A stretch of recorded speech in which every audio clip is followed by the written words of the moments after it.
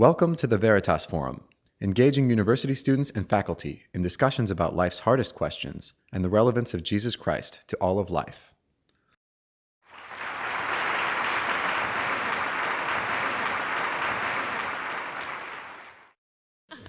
Well, this is a great opportunity for us, I think, as a younger generation to glean wisdom from you and your generation. And so I'm excited, and I hope that this wisdom will actually spur us to action. So. Absolutely.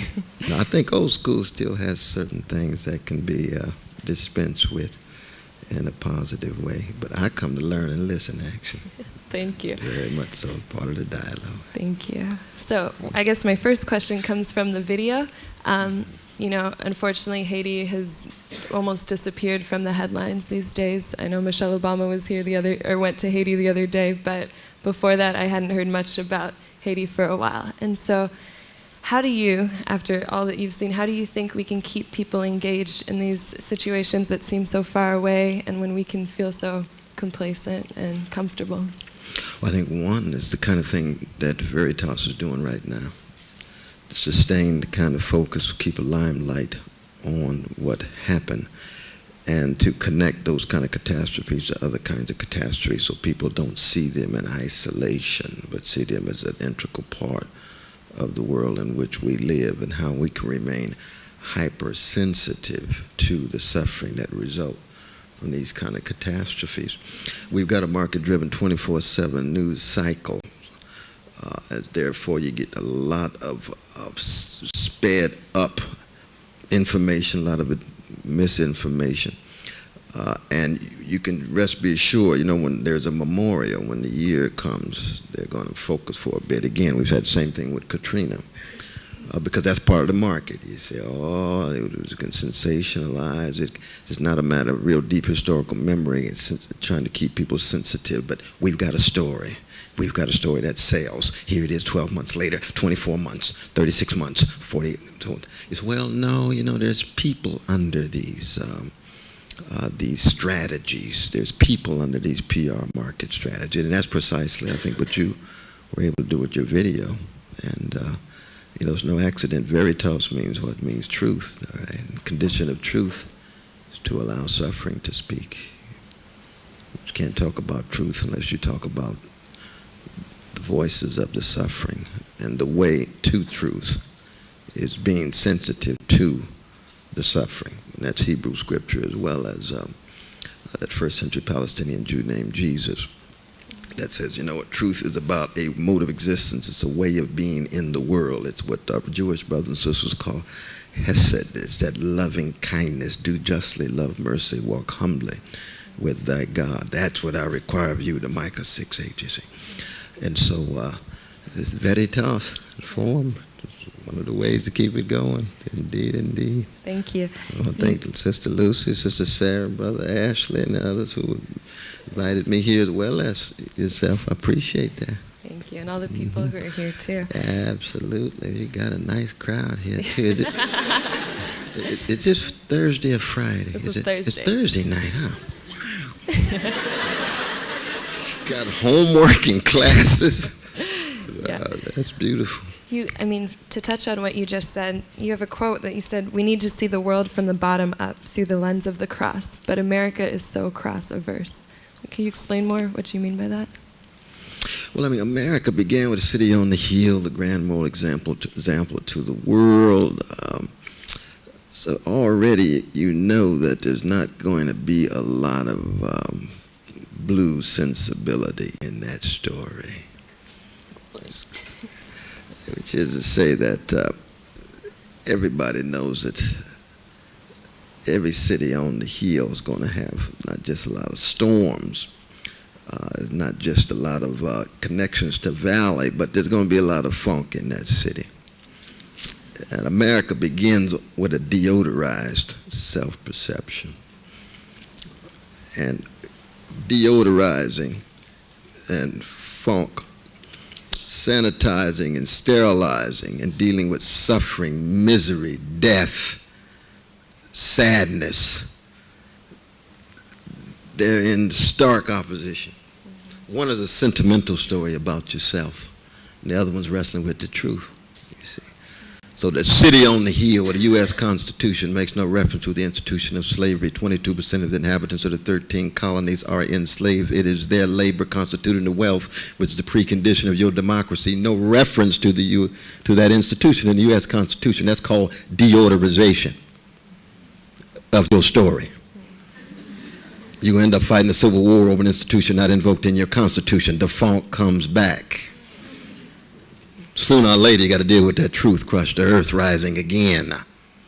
You see, and Christians, of course, we all in the funk. You know what I mean? Because we start off with the funk of oppression of our Jewish brothers and sisters in Hebrew Scripture. It's not pleasant being a slave in an imperial order.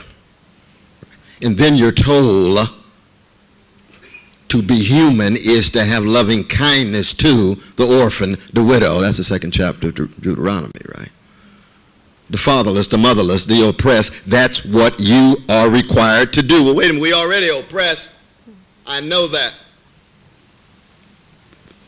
But if you form a covenant with me, that's what Yahweh says. It is incumbent upon you to have a hypersensitivity to the marginal, the fatherless, the motherless, and so on. The great Rabbi Abraham Joshua Heschel used to say that it's so easy to be callous to catastrophe. And that's part of deorderization.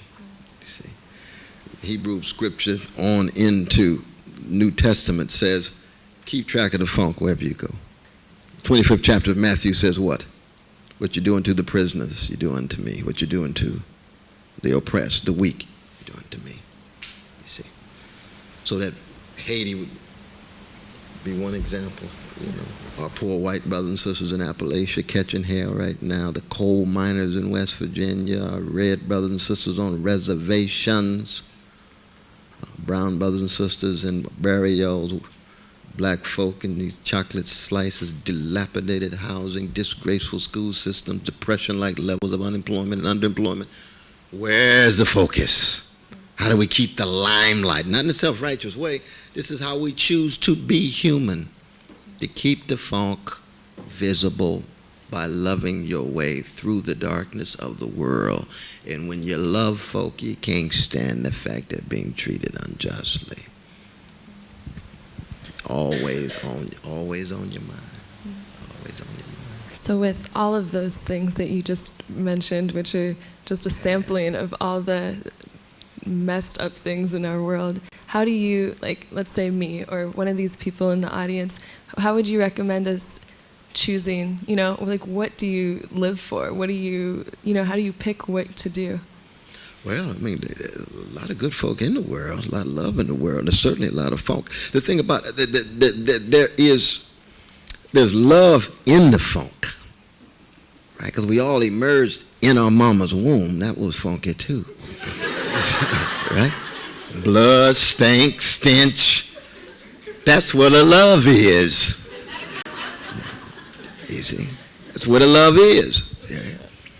When you fall in love, it's going to be nice for a while, then bittersweet set in. That's going to be funky too. Stick with it. There's freedom, there's love, there's dignity, there's sublimity. I was just in the studio with a brother named Bootsy Collins. He's a genius. He's a funkmeister. Right? We did a song called Freedom, Freedum-B. Freedom. Freedom, free to be dumb, free to be duped. Free to be done in by the powers that be. Where's the love? Move to Asia. Where's the challenge? The wretched of the earth. Move to the Middle East. How do we keep track of those catching hell? Palestinian brothers, sisters wrestling with occupation. Jewish poor in the state of Israel. You got class divisions in Israel, You got class conflict in Israel, Keeping track of the weak. Mexico, landless movement in Brazil. We can go on and on and on. I'll come on back to the Big Apple. Harlem next door. Now, I'm not talking about just that vanilla side of Harlem that's gentrifying it. I'm talking about the folk who've been there for a long time catching a whole lot of hell. And we know there's concern care, justice-oriented students at Columbia University concerned about the role of Columbia University vis-a-vis Harlem, right? Got to bear witness. Right? Not in the spirit of self-righteousness in that regard, you see. And so the issue of being able to stay involved, I put it this way, that probably the greatest Christian treatment in Western philosophy is by Thomas Aquinas in the Summa. He has 8 questions about hope. And the 7th question about the relation between hope and love. People need to read that, whether you're a Christian or not, because he talks about hope in terms of movement.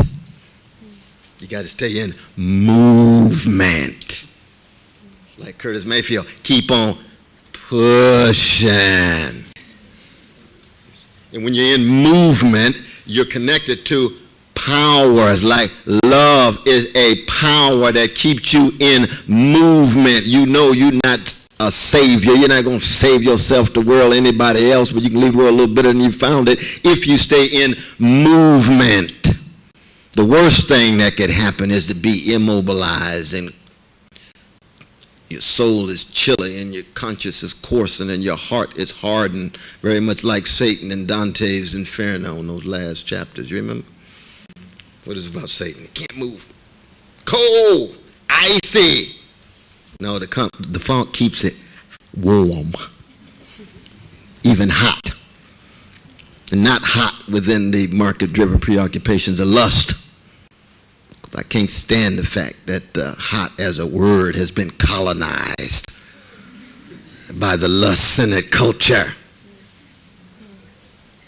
Somebody say, oh, Brother West, you hot. I hope they're saying, I'm on fire for justice. Amen. You telling me I'm hot, looking like I'm some sexual object to be manipulated? I'm on fire for justice. I'm a Christian. I'm a Jesus-loving free black man. Yeah, I'm real hot. Yes, I am. You're right about that. That is good. Sometimes he just leaves you speechless, right? Like, no, you're so kind. You're so kind. You know, I had written that down, that you say that you're a Jesus-loving free black man. Why do you put it like that? Like, why is that so essential to who you are? But I think I would probably, well, see, I have such strong gangster proclivities. I do. It's true. I mean, I got a rage. I like a lot of rage inside of me. I know I love my dear brother Barack Obama, but he's not an angry black man. I am. I'm very angry. I see poor folk kept in hell. I see my gay brothers and lesbian sisters being trashed. I see working people being treated like they're some marginal set of commodities by the Wall Street oligarchs and plutocrats. I see politicians hypocritical. I see churches shot through with mendacity. That makes me mad.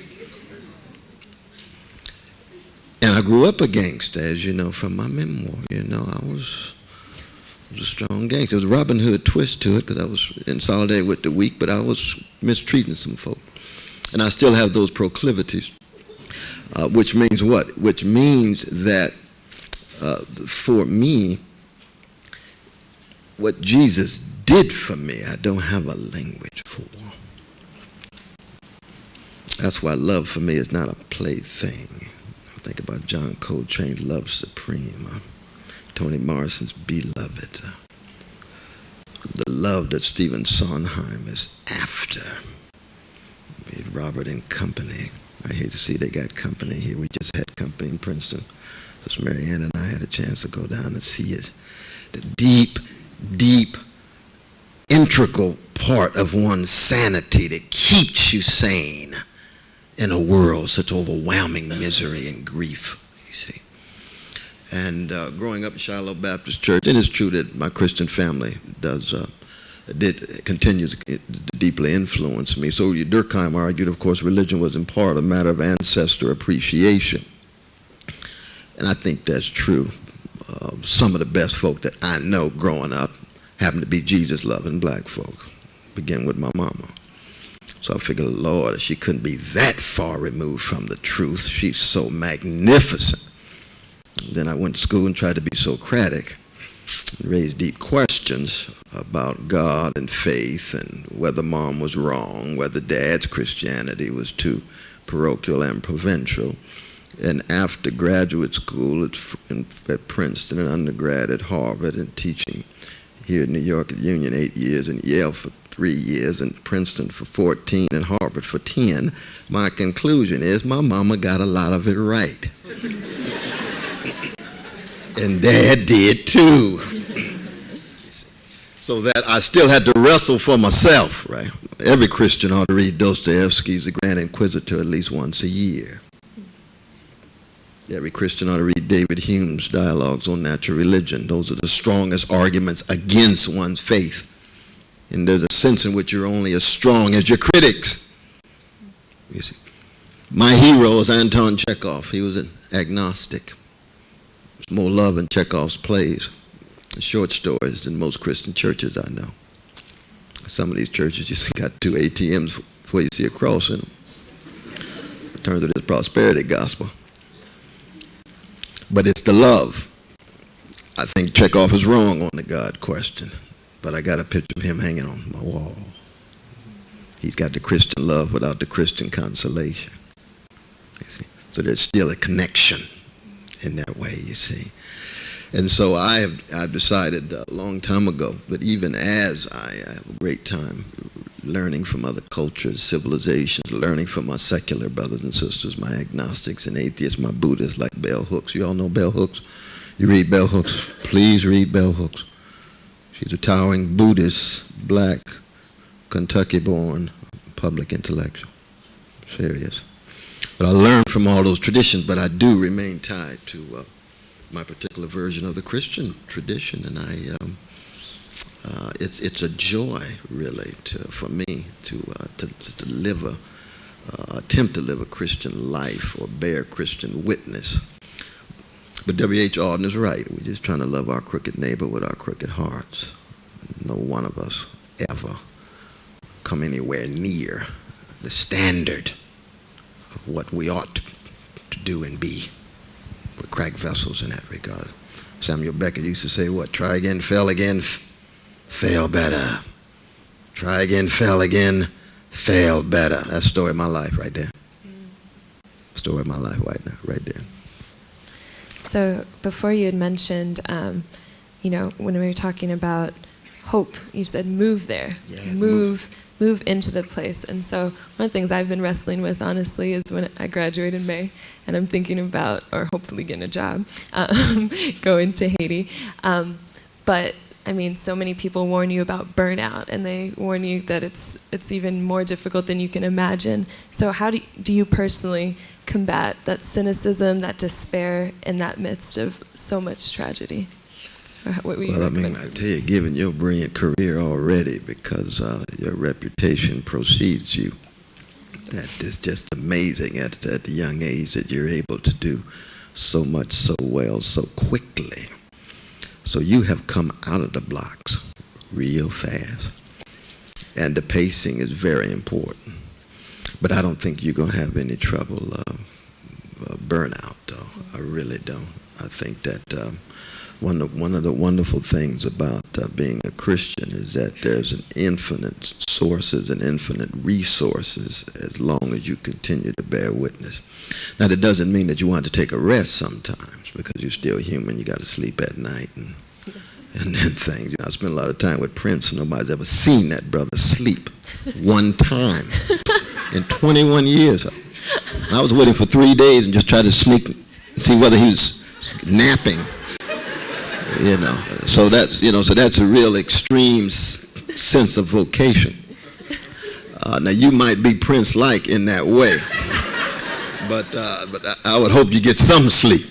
But I don't think you got to worry about burnout at all. I think that the kind of love that has sustained you will sustain you all the way through, very much. But I'll say this, that Goethe used to say, he or she who has never despaired has no need to have lived.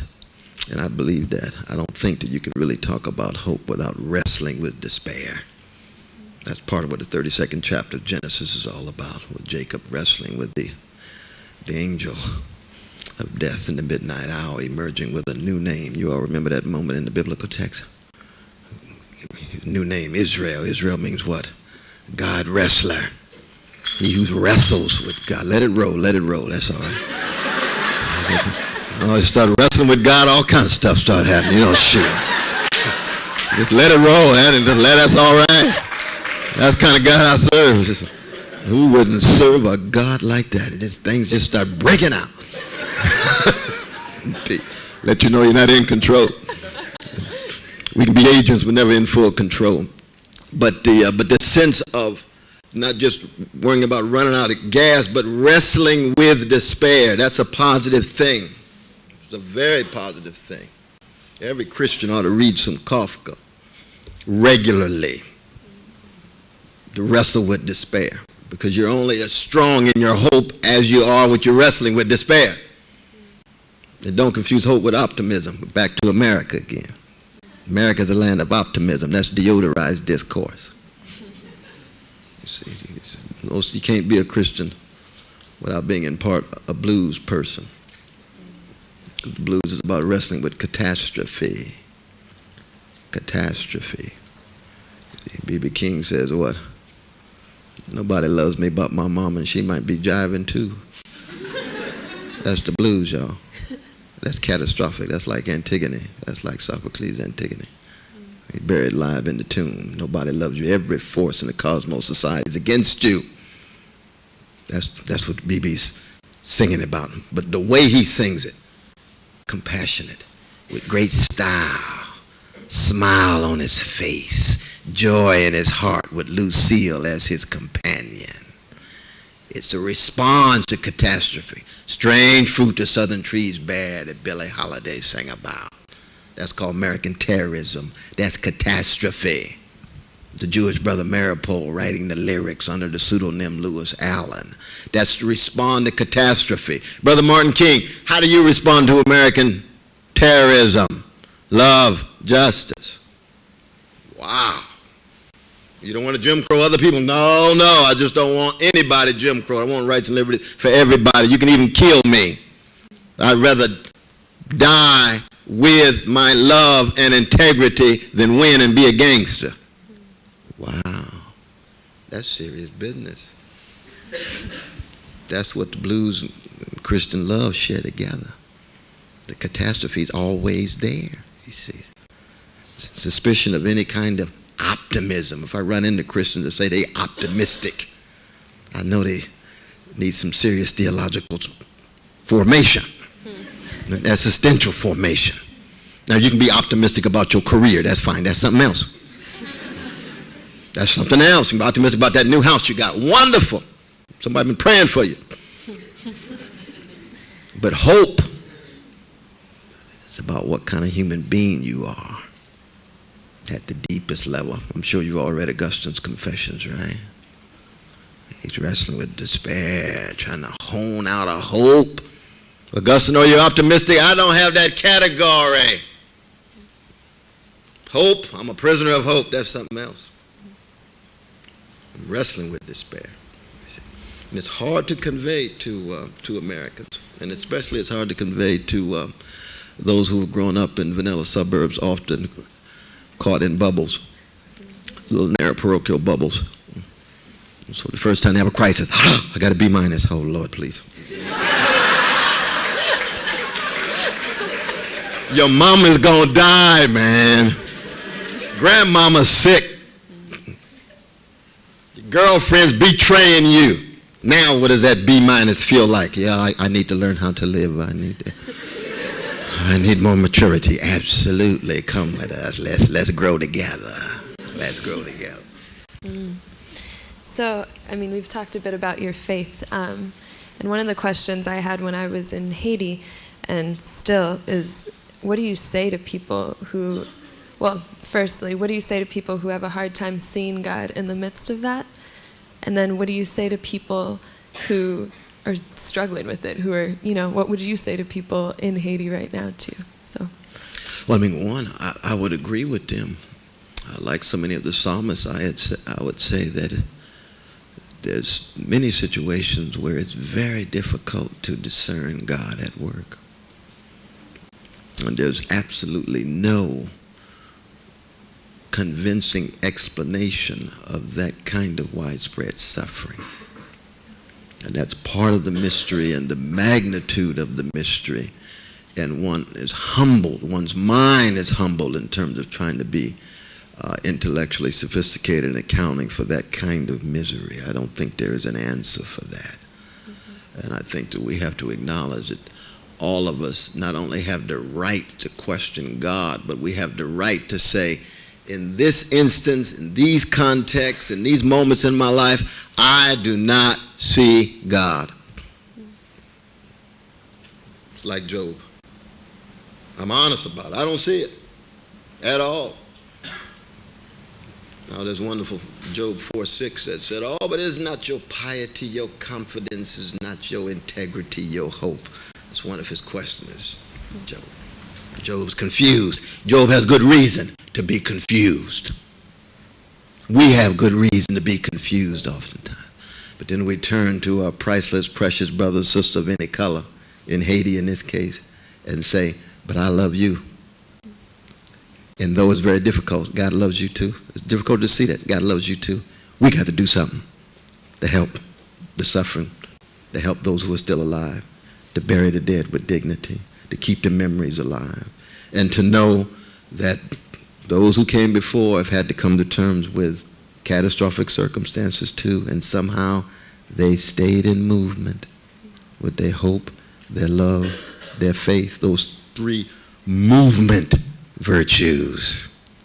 You see, that's what they are, right? They're powers to push us along, to push we crack vessels along, you see.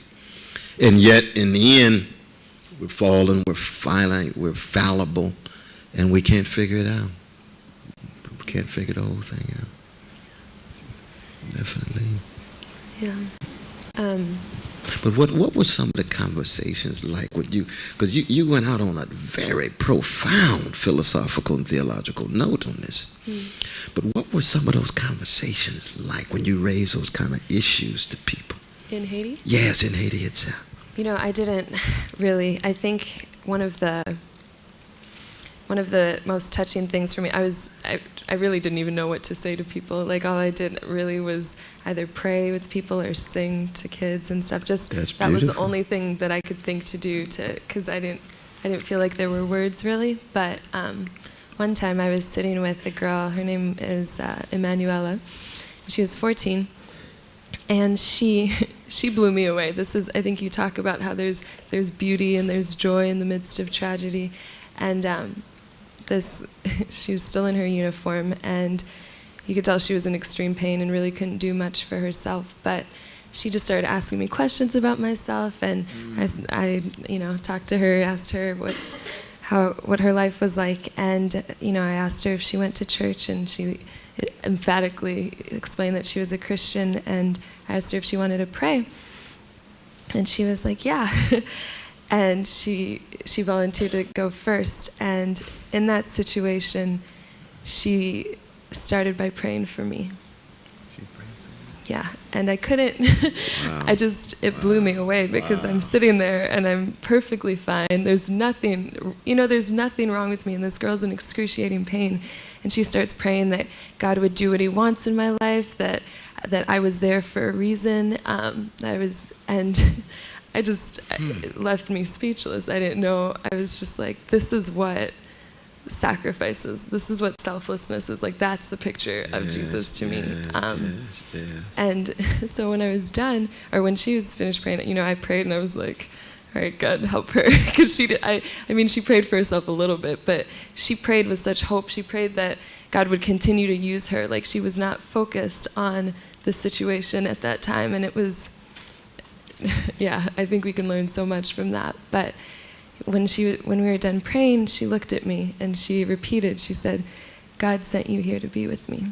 And who am I that she would think that? But I think it was an example of what Jesus calls us to do, to go out and be his hands and feet. And I was that out of pure, almost I don't believe coincidence, but pretty much I just happened to be there. But yeah, I think that's why this event and everything, I want to know, how do you continue to be that, regardless of where you are? How do you continue to do those things or figure out what to do despite the miles? No, but see, that prayer life and spiritual discipline makes it different. That is quite a powerful story. In that situation, she's praying for you, and then you praying for her. My God, my God. But one of the great Christian poets, T.S. Eliot, was not always right in his politics, but he had spiritual insight. And you find this in life, you know what I mean? Because Eliot moves me deeply. It's just that I wouldn't want to be in a political debate with him, because it would be difficult to hold my gangster proclivities. No, he got some ugly anti-Jewish sensibilities and anti-working class, anti-poor, but he was a poetic genius.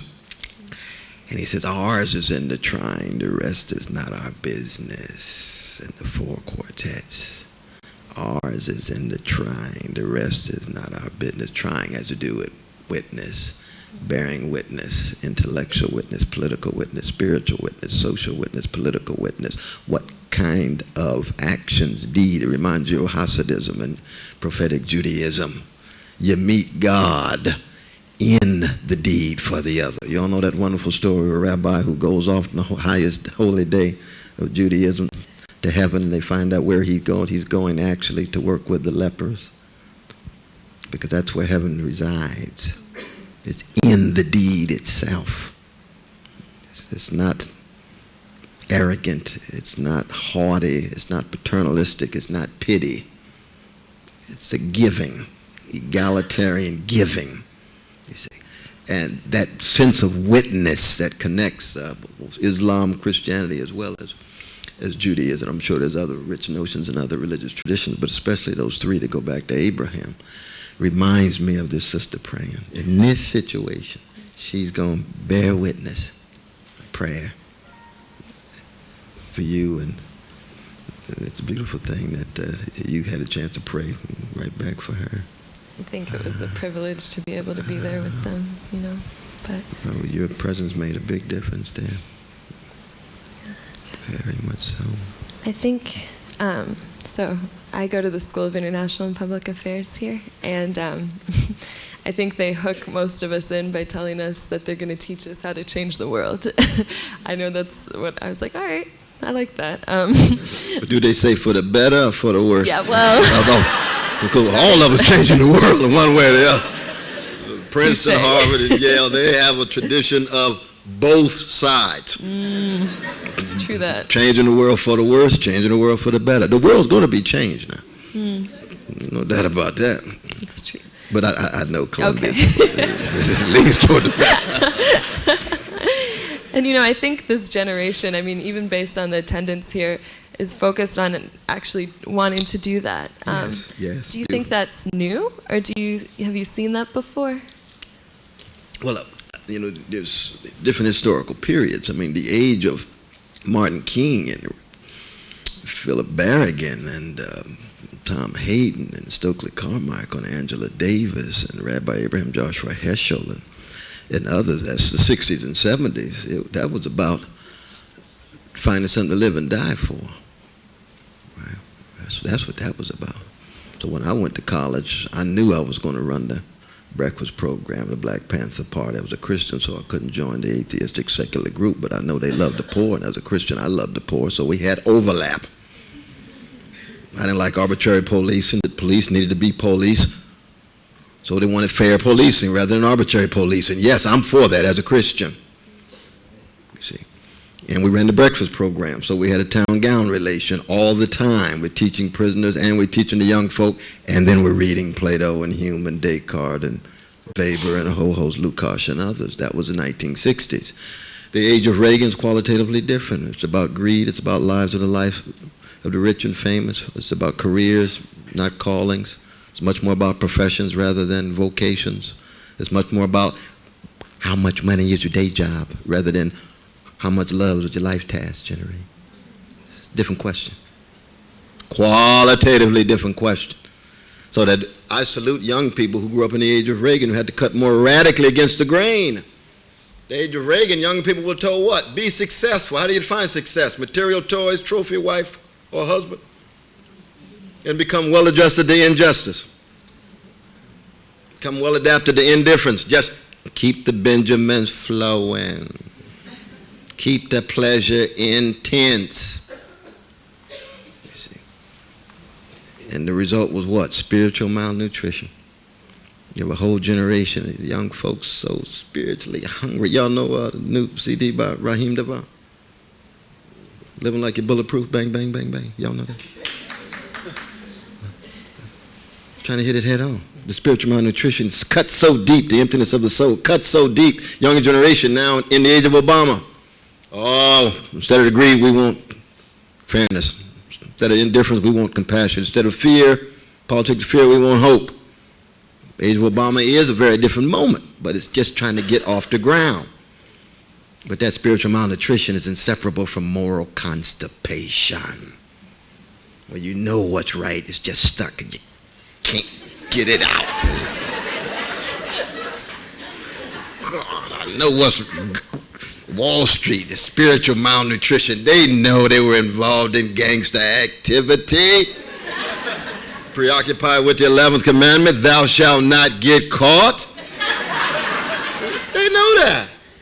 You read the business page every day, scandal after scandal after scandal. Why? Greed, greed, avarice.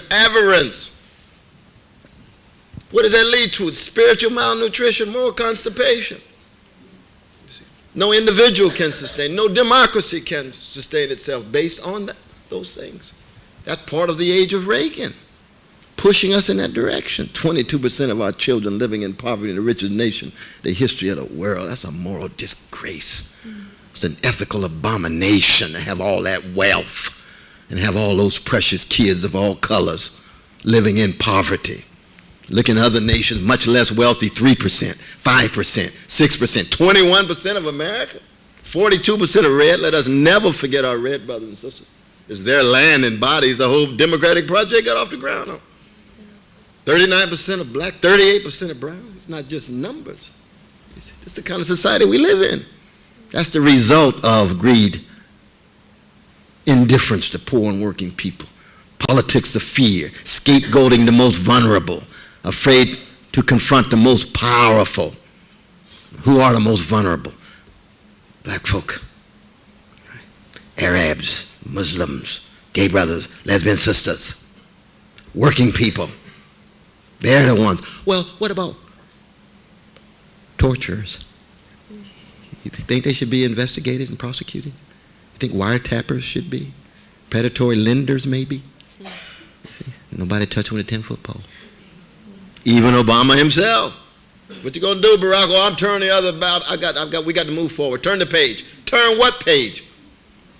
You just put your hand on the Bible, Abraham Lincoln's Bible, and Abe's a fascinating brother. Because he, like me, he began as a funky Baptist. Now he became self-styled, 1 year formal education. The greatest statesman we ever produced. Shakespeare in one pocket, and the Bible in the other. Oh, Abe, what you got to say?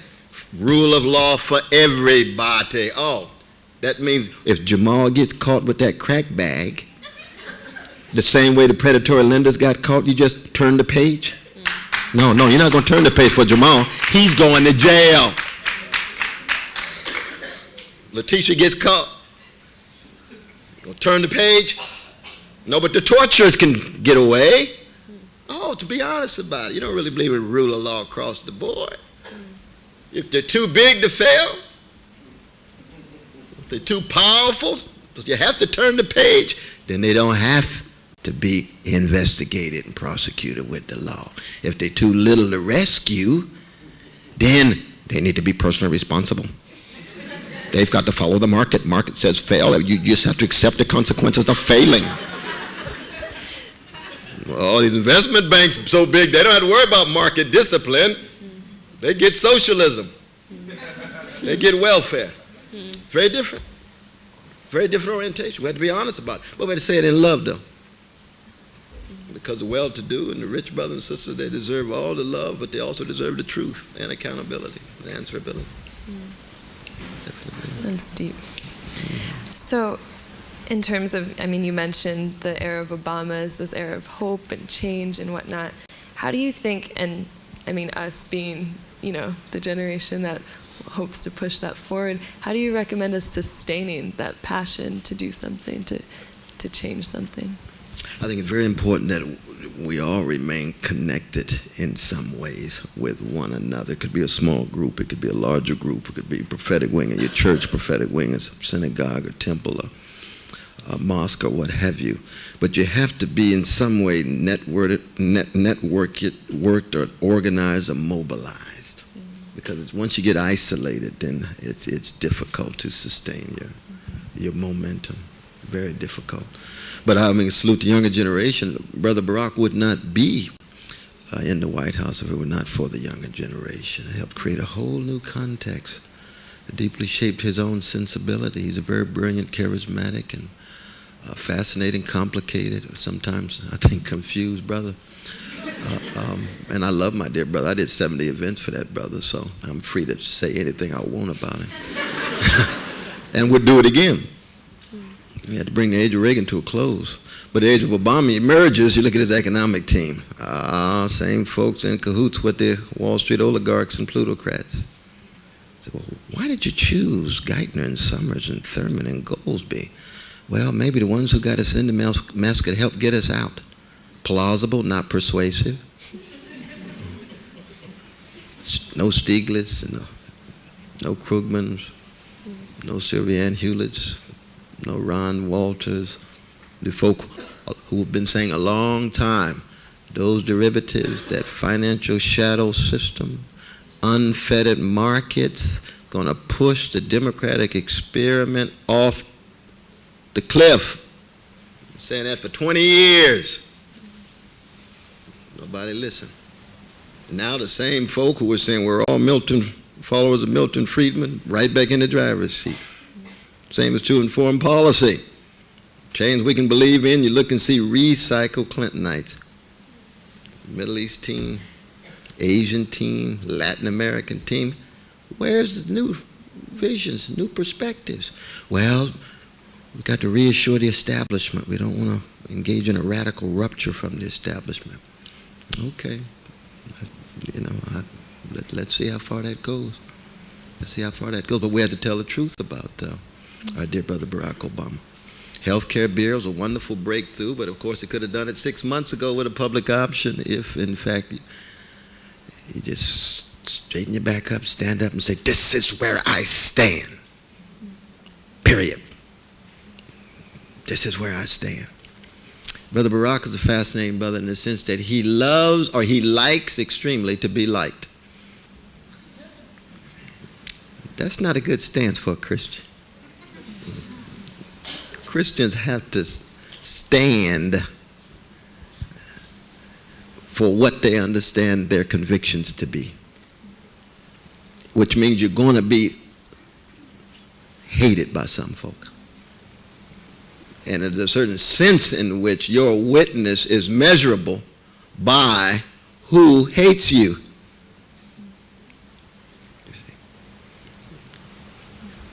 And if you're in it for likability or you always want the middle road, you're going to end up with just a yellow line.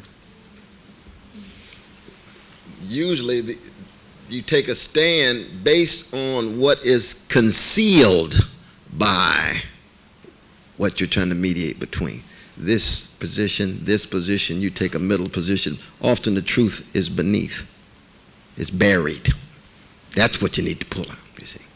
It's like looking for, like being left wing, right wing of Jim Crow. I'm a left wing Jim Crow. Oh, really? You're very progressive, huh? Yeah. Mm-hmm. Let them in on Mondays. Let Negroes in on Monday. Other than that, they stay with segregated. I'm right wing Jim Crow. All week, stay away from. No. They're human beings like anybody else. They need egalitarian access across the board. Oh, that's crazy. That's utopian. That's naive. That's not even on the ideological spectrum. Yeah, that's why I'm a Christian. Mm-hmm. That's exactly right. It's outside of your little narrow parochial dialogue. You see. Where you stand on health care? Left wing, CNN. Right wing, Fox News. Please. Aren't there some deeper truths here about people's access to something basic like health care? You see. I see they don't have trouble. The Congress has no trouble with that. They got single payer. Senators got single payer. President got single payer. How come everybody can't have single payer? Oh, no, single payer is socialism. Oh, we're not talking about any ism. We're talking about making sure that people have access without being mediated with these greedy companies that want to make big money. So you end up with a health care program that was bonanza for the same greedy companies that have been standing in the way for the most part. But it's progress because it does provide health care for those who don't have it. But the same structure's in place. So 50 years from now, the same debate again. Same debate again. So you say, well, you know, Barack said, oh, Brother West, it's easy to talk about that at Columbia. You're just talking. I'm a president. I've got to get through a policy. I understand, brother. I'm supposed to tell the truth. You're supposed to be president. I love you. I want you to be president. But even as president, you are a citizen. That's what presidents are in democracies, right? To be protected, to be respected, and to be corrected by Christians and others who are fundamentally concerned about the weak across the board. I'm sorry to go on so long. You mentioned a rupture from the establishment. And I think when we look back into like our parents' history, we see that the civil rights movement, that was a rupture from the establishment. Do you see that there could be another movement that large and influential, and if so, how? I think there's a chance. One never knows, and you can't, simply imitate the past. All imitation is suicide, as Emerson says. I think it's true. I think there's going to be some new kinds of social inventions and social creations of movements among younger people. Ecological movements are escalating. There's going to be connections, I think, that we can't even imagine in the next 10, 20, 30 years for different kinds of social motion and social movement. So we can be inspired by what came in the past. But for me, the raw stuff of any kind of bearing witness, courage, willingness to risk, willingness to bear cost, willingness to sacrifice, vision, and it has to have the love at the center of it for me. All the rest is sounding brass and tinkling cymbal, but that's my Christian take on it. You see, that's the raw stuff. But particular forms that it's going to take, it's very difficult. It's difficult to say. Right. Very difficult to say. I think it's a nice thing to fall in love when you're in college. You know what I mean? Because love teaches you how to die. And young folk need to learn how to die. Especially privileged young folk who have a sense of entitlement. What I mean by that is, when you fall in love, you have an isolated, lonely self that then meets a new self, and that old self is killed and murdered because that new self is so intermingled with that other self that you have a sense of being reborn. And of course, Christians, Paul says what in the New Testament? Christians must learn how to die daily, because there is no rebirth without death. But our secular brothers and sisters can get a sense of conversion, even ordinary resurrection, if you fall in love with the right person. Because you can turn your whole world upside down. And that's good, because what does that do? That gives you a sense of your limitations. Teaches you surrender, teaches you risk, teaches you to be vulnerable. Because there is no intimacy without vulnerability. You see. Now, you don't want to stay in love in such a way that you can't get your work done. So you got to balance that. That's called wisdom, practical judgment. Thank you. Yeah. I wasn't expecting that, but okay. Thank you. So we just want to say thank you so much for your wisdom. Let's all give him a round of applause. Thank you all very much.